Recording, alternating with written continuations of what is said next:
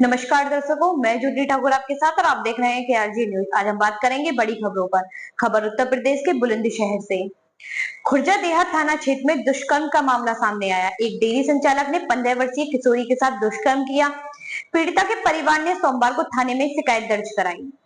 घटना 30 अगस्त की सुबह 8 बजे की है। किशोरी दूध लेने डेयरी पर गई थी। आरोपी ने मौके का फायदा उठाकर उसे डेयरी के शौचालय में ले जाकर दुष्कर्म किया।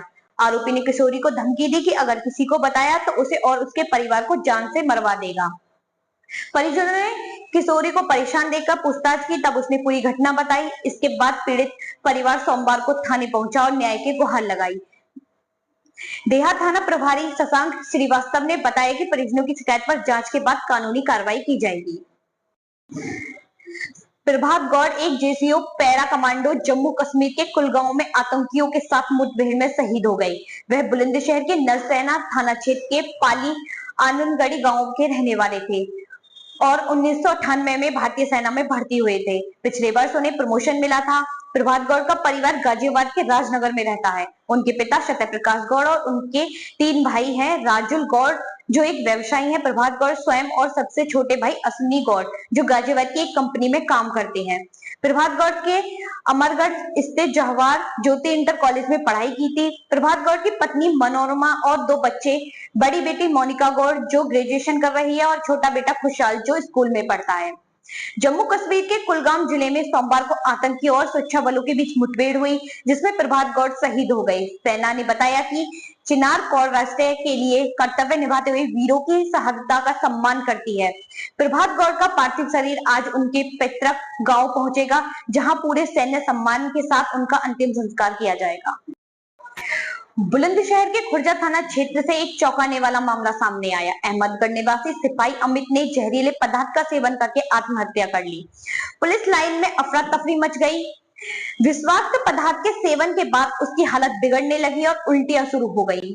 तुरंत ही पुलिसकर्मियों ने उसे जिला अस्पताल पहुंचाया, जहां उसकी मृत्यु हो गई।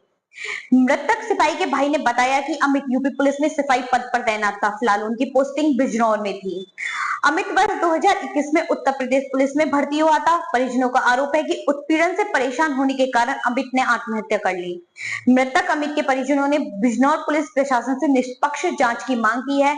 आज अहमदगढ़ थाना क्षेत्र के गांव डोमला में अमित का सम्मान के साथ अंतिम संस्कार किया गया, जहां पर यूपी पुलिस के सिपाहियों के साथ लोगों की भीड़ काफी भारी मात्रा में थी। इस घटना के बाद अमित के परिवार में कोहराम मचा हुआ है। मृतक अमित के परिवार वाले न्याय की गुहार लगा रहे हैं। फिलहाल बिजनौर पुलिस जांच में जुटी हुई है। खुर्जा में जल भराव से परेशान किसानों ने सिंचाई विभाग और एसडीएम को ज्ञापन सौंपा। इस्लामाबाद, हसनगढ़ और तोफी कॉलोनी के ग्रामीणों ने सिंचाई विभाग के अधिशासी अभियंता से रजवाहे को जोड़ने की मांग की। ग्रामीणों का आरोप है कि विभागीय जेई उनके फोन तक नहीं उठाते। मूसलाधार बारिश के कारण गांव में जल भराव की स्थिति बन गई है।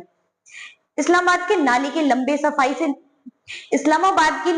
लंबे समय से सफाई नहीं हुई है। भारी बारिश के कारण रजवाहा कट गया है। एसडीएम प्रतीक्षा पांडे को सौंपे ज्ञापन में ग्रामीणों ने आर्थिक सहायता की मांग की है। एसडीएम ने इस्लामाबाद की नाले की सफाई जल्द कराने और टूटे हुए नाले की मरम्मत का आश्वासन दिया। ज्ञापन देने वाले में अशोक कुमार अत्री, अरमान अब्बासी, इस्लाम आसिफ, फिरोज और सोनू बाबू सहित अन्य ग्रामीण शामिल हैं। बुलंदशहर के औरंगाबाद थाना क्षेत्र में एक दुर्घटना में बाइक सवार की मौत हो गई। गांव लखावटी निवासी रईस बाइक से स्याना की ओर से अपने गांव लौट रहे थे। बुलंदशहर औरंगाबाद गढ़मुक्तेश्वर हाईवे पर गांव कुटी निसाराबाद के पास एक अज्ञात वाहन ने उनकी बाइक को टक्कर मार दी। घटना की सूचना मिलते ही परिजन मौके पर पहुंचे। घायल रईस को पहले सीएचसी लखावटी ले जाया गया। चिकित्सकों ने उनकी गंभीर स्थिति देखते हुए जिला अस्पताल रेफर कर दिया। जिला अस्पताल ले जाते समय रास्ते में ही रईस की मौत हो गई। पुलिस ने सबको पोस्टमार्टम के लिए जिला अस्पताल भेज दिया। इंस्पेक्टर औरंगाबाद राम नारायण सिंह ने के अनुसार परिजनों की तहरीर मिलने पर मुकदमा दर्ज किया जाएगा।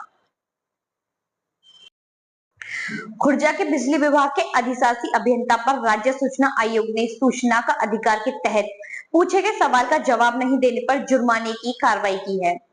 जुर्माने की रकम नहीं देने पर उनके वेतन पर रोक रहेगी।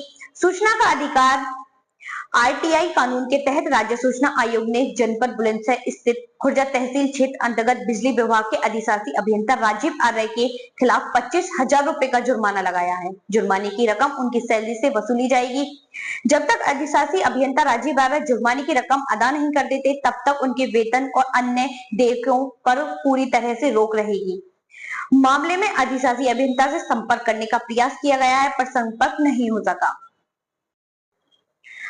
बुलंदशहर में बुजुर्ग की हत्या का मामला सामने आया, जहां दुकान से सामान लेकर लौट रहे बुजुर्ग को रास्ते में रोककर तमंचे से पीट कर मार डाला। यह घटना सिकंदराबाद कोतवाली क्षेत्र के गांव सराय घासी में हुई है, जहां मृतक बुजुर्ग दुकान में बीड़ी माचिस खरीदकर घर लौट रहा था। आरोपी ने उसे रास्ते में रोककर इस वारदात को अंजाम दिया।